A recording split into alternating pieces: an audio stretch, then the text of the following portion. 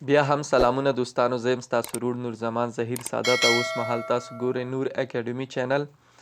دوستانو لکه څنګه چې پوه یې موږ د کمپیوټر بیسیک کورس شروع کړی او دا یې دوامه ویډیو ده. په مخکینۍ ویډیو کې موږ د کمپیوټر په تاریخچې باندې وغږېدلو چې کمپیوټر څنګه وکولی شو تر دې ځایه پیشرفت وکړي، له کومو وسایلو پکې استفاده وسوه او همداسې نور.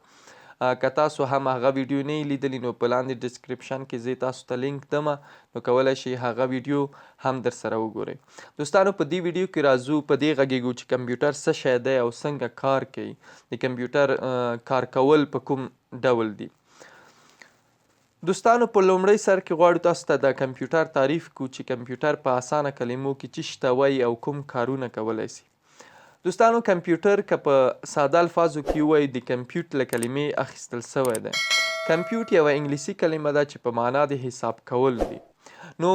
کمپیوټر لکه څنګه چې پوهیږو په اولني ځل د دې لپاره جوړ شو چې وکولی سي د انسانانو محاسبې په ډیره اسانه توګه انجام کړي. نو په همدې اساس دا هم د کمپیوټ نه مشتق سوی او ځکه ورته د حساب کولو ماشین هم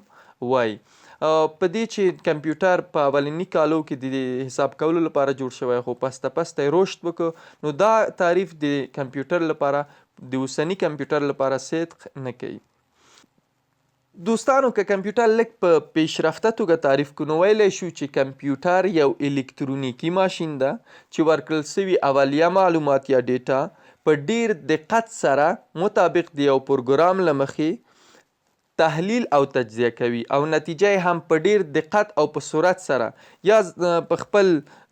حافظه کې ساتي او یا یې جانب مقابل ته چی کوي ارائه کوي. کمپیوټر په عمومي توګه یو الکترونیکي وسیله ده، اولیه معلومات اخلي، په ډیر دقت سره د یو پروګرام چې له مخکې انسان ورکړی تحلیل کوي او نتیجه هم په ډیر سرعت سره تاسو ته ښیي او یا یې هم په خپل ځان کې ذخیره کوي. نو دا د کمپیوټر خصوصیت دي. دوستانو په دې تعریف کې درې سوالونه مخې ته راځي. اول دا چې ډیټا څه شي ته وایي، معلومات څه شي ته وایي او کمپیوټر څنګه تحلیل کوي. دوستانو ډیټا څه شي ته وایي؟ ډیټا خام معلومات او یا هم نامنظم او نامکمل اعدادو ته ډیټا وایي.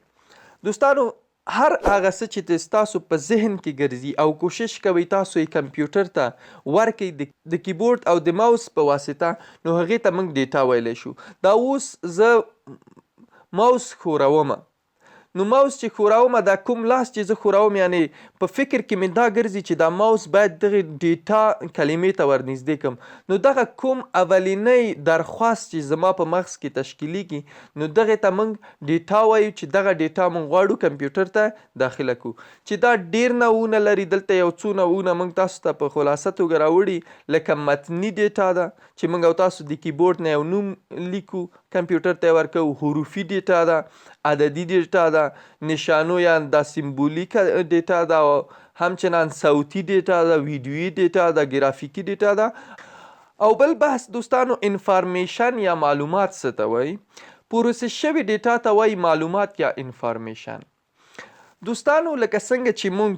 په مخکینی سلایډ کې وویلې ډیټا خام معلومات ته وایي، هغه معلومات چې زمونږ ذهن کې ګرځي او غواړو کمپیوټر ته یې ورکړو. مګر پروسس شوي ډیټا ته چی وایي یا معلومات یا انفارمیشن ته چی وایي؟ انفارمیشن هغه معلومات دي چې کمپیوټر یې موږ ته راکوي. یعنی دوستانو که تاسو وګورئ موږ او د کمپیوټر په منځ کې یوه رابطه وجود لري. یعنی کوم شی چې موږ کمپیوټر ته ورکوو هغې ته وایي ډیټا، او کوم شی چې کمپیوټر موږ ته راښیي هغې ته وایي څه شی؟ انفارمیشن. دا اوس چې موږ او تاسو ګورو دغه موبایل که لاس کې لرئ دا ویډیو ورسره ګورئ او یا هم کمپیوټر کې دا ویډیو ګورئ، دغه سکرین کې چې کوم معلومات موږ او تاسو ته ښکاري دغې ته موږ انفارمیشن وایي. او یا هم دا کوم مایک باندې چې زما آواز اورئ دغه آواز ته چی وایي؟ پروسس شوي ډیټا یا معلومات وایي. دوستانو راځو دې ته چې کمپیوټر دا پروسس څنګه کوي. دوستانو لکه څنګه چې موږ ویلې ډیټا خامو موادو ته وایي، کوم چې د موږ په مغزو کې دا غواړو کمپیوټر ته انتقال کو، او انفارمیشن هغه معلوماتو ته وایي چې کوم په کمپیوټر کې دي او غواړي انسان ته انتقال کی. دوستانو لکه څنګه چې پوهیږو زموږ او د کمپیوټر په منځ کې یوه رابطه ده یعنی مونږ او کمپیوټر سره رابطه لرو چې شی چې تی غواړو کمپیوټر یې مونږ ته راښیي نو هغه څه چې تی مونږ غواړو هغې ته ډیټا او هغه څه چې کمپیوټر راکوي هغې ته انفارمیشن وایي خو راځو دې ته وګورو چې دا کمپیوټر دغه زمونږ خامه ډیټا څنګه انفارمیشن ته تبدیله کوي او مونږ ته یې راښیي دوستانو راځو په دې مثال کې تاسو ته مونږ یو وړکی د جمع سوال یعنی 2 جمع 2 چې مساوي 4 ته کېږي مونږ پوهېږو خو دا تاسو ته تشریح کوو چې کمپیوټر په کوم سیستم باندې دا پروسس کوي دوستانو راځو 2 مونږ کمپیوټر ته ورکوو چې دا کار مونږ د کمپیوټر د کیبورډ په واسطه باندې کوو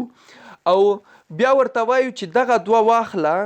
دغه د جمع علامه د کیبورډ نه واردو چې دغه جمع علامه باندې کمپیوټر پوهیږي او دا پوهېدلې چې لکه څنګه پوهیږو دا یو څو پرزې دي مګم دا پوهېدلې د دې په اساس دي چې دا مخکې نه مونږ په دې باندې پروګرام کړی یعنې دې ته هم دا توانایي ورکړې ده چې دغه علامتونه ټول وکولی سي وپېژني چې دا کار د کمپیوټر په ژبو باندې لکه سی پلس پلس جاوا او داسې نورو ژبو باندې کمپیوټر ته مونږ دا پوهه ورکوو چې دغه عادات وپېژني او بیا راځو ورته وایو چې 2 نور د کیبورډ نه ورکوي یعنی دغه 2 جمع 2 کا او مونږ ته یوه نتیجه راکړه دوستانو په اتومات ډول باندې کمپیوټر راځي دغه د جمع علامه تشخیصي او دغه 2 نورو سره جمع کوي او نتیجه یې مونږ ته په سکرین باندې راښیي دوستانو دغه ټوله د پروسس عملیه د کمپیوټر په سی پی یو کې په ملي ثانیه کې انجامیږي او نتیجه هم چې دا 4 دي مونږ ته په ملي ثانیه کې د دغه سکرین په واسطه باندې مونږ ته ښودل کیږي او مونږ هم د خپل د سترګو په واسطه باندې ګورو نو دوستانو دا و د کمپیوټر د پروسس کولو طریقه چې په دې لنډه ویډیو کې مونږ تاسو ته کوشش وکړو چې درویښ او انشاءالله چې مغز به مو په خلاص شوي که په خلاصه توګه بیا درته وایو ډیټا مونږ د مغز په واسطه کې یو فکر ایجادیږي د هغه فکر په اساس باندې هغه ډیټا مونږ اخلو کمپیوټر ته یې ورکوو کمپیوټر هم هغه د خپل چې پس ته یې وایو د انپوټ ډیوایس په واسطه باندې اخلي او د خپل د سی پی یو یا مغز د کمپیوټر چې مونږ ورته وایو د هغې باندې تحلیل کوي او نتیجه یې هم مونږ ته په ډیر اساني سره چې کوم پروګرام مونږ ورکړی د هغې په واسطه باندې مونږ ته په سکرین راښیي او مونږ په همدې شکل دا ټول کارونه چې په دې جهان کې ګورئ په همدغه واسطه باندې د درخواست تحلیل او جواب درخواست تحلیل او جواب مونږ فقط د کمپیوټر سره د همدې په رابطې باندې کار کوو او په همدې باندې مخکې ځو نو انشاءالله چې تاسو یو مطلب اخیستی په بل درس کې په بله ویډیو کې به موږ انشاءالله د کمپیوټر د ساختار او اجزا باندې غږیږو یعنې تاسو ته به ښیو چې کمپیوټر له کوم شیانو جوړ شوی دا کوم کار چې سوال تحلیل او جواب مونږ ویلې دا په کومو وسایلو باندې دا انجاموي لکه څنګه چې پوهیږو دا یو فیزیکي وسیله ده او یو څو قطعاتو له وسپنو له پلاستیک نه تشکیل شوی نو دا کار دا کمپیوټر په کومه واسطه او په کوم ډول باندې کوي نو دا به انشاءالله په بله ویډیو کې مونږ تاسو سره په تفصیل باندې بحث کوو نو که تاسو هم زمونږ ویډیو خوښه شوي نو لطفاً که چینل مو نه سبسکرایب کړی چینل در سره سبسکرایب کړئ دوستانو مونږ حمایت کوي د فیسبوک صفحه مو فالو کوئ تر څو مونږ وکولی شو په بهتره ډول ستاسو خدمت وکړو او د